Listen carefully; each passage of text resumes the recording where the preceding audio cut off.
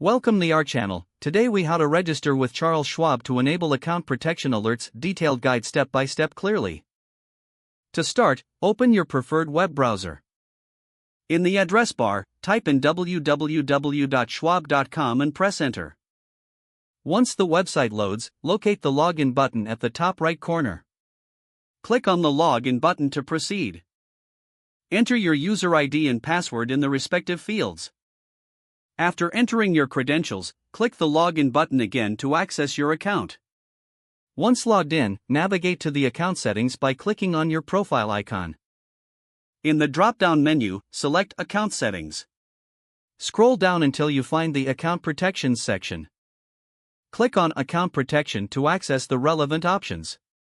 Look for the subsection labeled Alerts.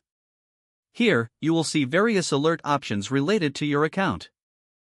Enable account protection alerts by toggling the corresponding switch.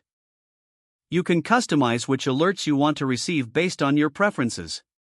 For each alert type, click on the drop-down menu to choose your preferred notification method. Options may include email, SMS, or app notifications. After selecting your preferences, make sure to save the changes. You may receive a confirmation message indicating that your settings have been updated.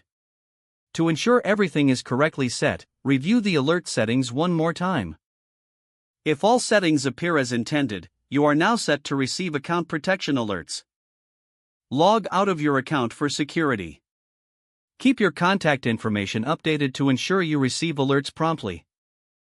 That's it. You've successfully registered for account protection alerts with Charles Schwab. If the page does not load, refresh the browser or try again in a private or incognito window. Make sure you are using the correct email address, then retype it carefully to avoid small typos. If your password is not accepted, use the reset option and create a new strong password you can remember. Check your spam folder for verification or security emails, then complete any requested confirmation steps.